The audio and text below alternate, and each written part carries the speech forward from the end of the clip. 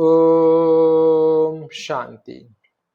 अव्यक्त बाप दादा, आज की तारीख 26 जून 1969। 26 जून 1969। मुरली का सार, शिक्षा देने का स्वरूप अपने स्वरूप में शिक्षा देना। शिक्षा देना का स्वरूप अपने स्वरूप में शिक्षा देना। आज बाबा किसको देख रहे हैं? बच्चों को देख रहे हैं। आज मुरली में क्या सुना था? आप सभी किसको याद करते हो? बाप, टीचर, सदगुरु को। तो बाप दादा भी सिर्फ बच्चों को नहीं, लेकिन तीनों संबंधों से, तीनों रूप से देखते हैं। बच्चे तो सभी है, लेकिन टीचर रूप में क्या देखते हैं? नंबरवार स्टूडेंट को देखते हैं। और गुरु रूप में किसको बाबा बोल रहे हैं? और गुरु रूप से किसको देखते हैं मालूम है? नंबरवार फॉलो करने वाले बच्चों को, जिन्होंने फॉलो किया है और जिन्हों को अभी करना है, दोनों को देखते हैं। मुख्य फॉलो कौन सा है? बाबा पूछ रहे हैं। गुरु रूप से जो शिक्षा देते हैं उसमें मुख्य फॉलो किसको करना है? गुरु रूप से मुख्य फॉलो क्या है? याद की यात्रा। याद की यात्रा तो एक साधन है, लेकिन यह भी किस लिए कराते हैं? दूसरों की सद्गति करने लिए। पहले अपने को क्या फॉलो करना पड़ेगा? याद की यात्रा भी किस लिए सिखाई जाती है? गुरु रूप से मुख्य फॉलो यही करना है, अशरीरी निराकारी न्यारा बनना। याद की यात्रा भी इसीलिए करते हैं कि साकार में रहते निराकार और न्यारे अशरीरी हो रहे। जब अशरीरी बनेंगे तब तो गुरु के साथ जा सकेंगे। मुख्य रूप से तो यही फॉलो कर रहे हो और करना है। टीचर रूप का पाठ अभी चल रहा है या पूरा हो चुका है? रिवाइज कोर्स टीचर करा रहे हो? बाबा बोल रहे हैं रिवाइज कोर्स टीचर करा रहे हैं या अपने आप कर रहे हो? उनकी मदद है। पढ़ाई पढ़ाते नहीं है, लेकिन मदद है। रिवाइज कोर्स के लिए स्कूल से छुट्टी ली जाती है, घर में जिसको होमवर्क कहा जाता है, लेकिन टीचर का कनेक्शन रहता है, साथ में ही रहता, सिर्फ कनेक्शन रहता है। कनेक्शन तक बाबा बोल रहे हैं, कनेक्शन तब तक है जब तक फाइनल पेपर हो। रिवाइज कोर्स के लिए टीचर हर वक्त साथ में ही रहता है, तो अभी टीचर दूर से ही देख देख कर रहे हैं। बाबा बोल रहे हैं तो अभी टीचर दूर से ही देख रेख कर रहे हैं।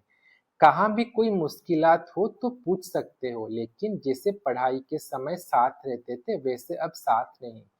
अभी ऊपर से ही बैठ अच्छी रीति देख रहे हैं कि रिवाइज कोर्स में कौन कौन कितने सख्ती से, कितनी मेहनत से, उमंग उत्साह से कोर्स को पूरा कर रहे हैं। ऊपर से बैठ दृश्य कितना अच्छा देखने का रहता है। जैसे आप लोग यहाँ ऊपर संदली पर बैठ देखते हो और नीचे बैठ देखने में फर्क होता है ना। इनसे भी ऊपर कोई बैठ देखे तो कितना फर्क होगा। बुद्धि बल से महसूस कर सकते हो क्या अनुभव होता है। आज अनुभव सुनाते हैं। अनुभव सुनने और सुनाने की तो परंपरा से रीति है। तो वतन में रहते क्या अनुभव करते हैं? वतन में होते भी टीचर का कनेक्शन होने कारण देखते हैं कोई कोई बहुत अलौकिकपन से पढ़ाई को रिवाइज कर रहे हैं, कोई समय गवा रहे हैं, कोई समय सफल कर रहे हैं। जब देखते हैं समय को गवा रहे हैं तो मालूम क्या होता है? तरस तो आता है, लेकिन तरस के साथ साथ जो संबंध है वो संबंध भी खींचता है। फिर दिल होती है कि अभी अभी बाबा से छुट्टी लेकर साकार रूप में उन्हों का ध्यान खिंचवाएं, लेकिन साकार रूप का पाठ तो पूरा ही हुआ, इसीलिए दूर से ही सकाश देते हैं। बाबा जैसे साकार रूप में लाल झंडी दिखाते थे ना, वैसे ही वतन में ही बाबा बोल रहे, वैसे ही वतन में भी। लेकिन देखने में आता है कि अव्यक्त रस को, अव्यक्ति मदद को बहुत थोड़े ले पाते हैं। तो बाबा जैसे साकार में झंडी हिलाते थे, लाल झंडी, तो ऐसे ही बाबा वतन से सकाश देते हैं। लेकिन देखने में आता है कि अव्यक्ति रस को, अव्यक्ति मदद को बहुत थोड़े ले पाते हैं। जो भी रास्ता तय करने विघ्न आते हैं, बाबा बोलते हैं जो भी रास्ता तय करते विघ्न आते हैं, उन विघ्नों को पार करने के लिए मुख्य कौन सी शक्ति चाहिए? सहन शक्ति। सहन शक्ति से पहले कौन सी शक्ति चाहिए? विघ्न डालने वाली कौन सी चीज है? माया सुनाया था कि विघ्नों का सामना करने के लिए पहले चाहिए परखने की शक्ति, फिर चाहिए निर्णय करने की शक्ति। जब निर्णय करेंगे, बाबा बोल रहे हैं, जब निर्णय करेंगे यह माया है व अयथार्थ है, फायदा है व नुकसान, अल्पकाल की प्रति है व सदाकाल की प्रति है। जब निर्णय करेंगे तो निर्णय के बाद ही सहन शक्ति को धारण कर सकेंगे। पहले परखना और निर्णय करना है। जिसकी निर्णय शक्ति तेज होती है वह कब हार नहीं खा सकता। हार से बचने के लिए अपने निर्णय शक्ति और परखने की शक्ति को बढ़ाना है। निर्णय शक्ति बढ़ाने के लिए पुरुषार्थ कौन सा करना है? याद की यात्रा। तो याद की यात्रा तो आप झट कह देते हो, लेकिन याद की यात्रा को भी बल देने वाला कौन सा ज्ञान अर्थात समझ है, वो भी स्पष्ट बुद्धि में होना चाहिए। टोटल तो रखा है, लेकिन टोटल में कहाँ कहाँ फिर टोटा विघ्न पड़ जाता है। स्कूल में कई बच्चे एक दो को देख टोटल तो निकाल देते हैं, लेकिन जब मास्टर पूछता है टोटल कैसे किया है तो मूंझ जाते हैं। तो आप टोटल याद की यात्रा कह देते हो, लेकिन वो टोटल किस तरीके से होता वो भी जानना है। तो निर्णय शक्ति को बढ़ाने लिए मुख्य किस बात की आवश्यकता है? विचार सागर मंथन। विचार सागर मंथन करते करते सागर में ही डूब जाते हो। बाबा बोल रहे हैं विचार सागर मंथन करते करते सागर में ही डूब जाते हो।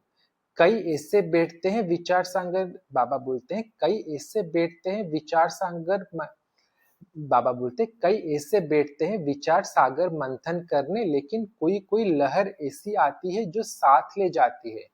जैसे कोई भी स्थूल शारीरिक ताकत कम होती है तो ताकत की खुराक दी जाती है, वैसे ही निर्णय शक्ति को बढ़ाने लिए मुख्य खुराक यही है जो पहले भी सुनाया। अशरीरी, निराकारी और कर्म में न्यारे। निराकारी व अशरीरी अभ्यास तो हुई बुद्धि तक, लेकिन कर्म से न्यारा भी रहे और निराले भी रहे। बाबा बोल रहे हैं निराकारी व अशरीरी अवस्था तो हुई बुद्धि तक, लेकिन कर्म से न्यारा भी रहे और निराले भी रहे, जो हर कर्म को देख करके लोग भी समझे कि ये तो निराला है, ये लौकिक नहीं अलौकिक है। तो निर्णय शक्ति को बढ़ाने के लिए ये बहुत आवश्यक है। जितना बातों को धारण करेंगे उतना ही अपने विघ्नों को भी मिटा सकेंगे और जो सृष्टि पर आने वाले विघ्न हैं उनों से बच सकेंगे।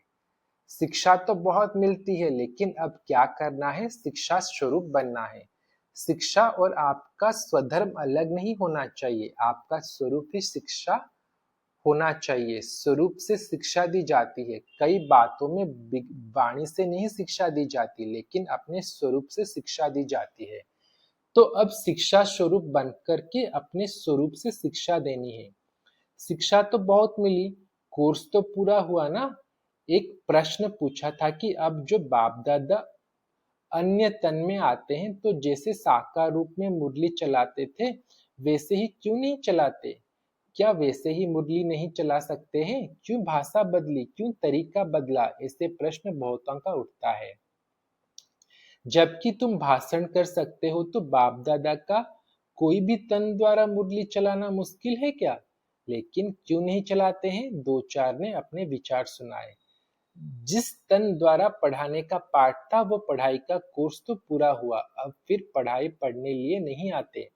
वो कोर्स था, उसी तन द्वारा पाठ पूरा हो चुका है, अभी तो आते हैं मिलने के लिए, बहलाने के लिए। और मुख्य बात कौन सी है? जैसे अशरीरी कर्माती बन करके क्या किया? एक सेकंड में पंछी बन उड़ गया। साकार शरीर से एक सेकंड में उड़ बाबा बोल रहे हैं साकार शरीर से एक सेकंड में उड़े ना, तो अब पढ़ाई पूरी हुई।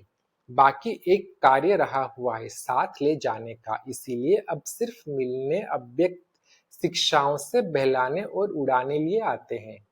पढ़ाई के पॉइंट्स, पढ़ाई का रूप अब नहीं चल सकता है।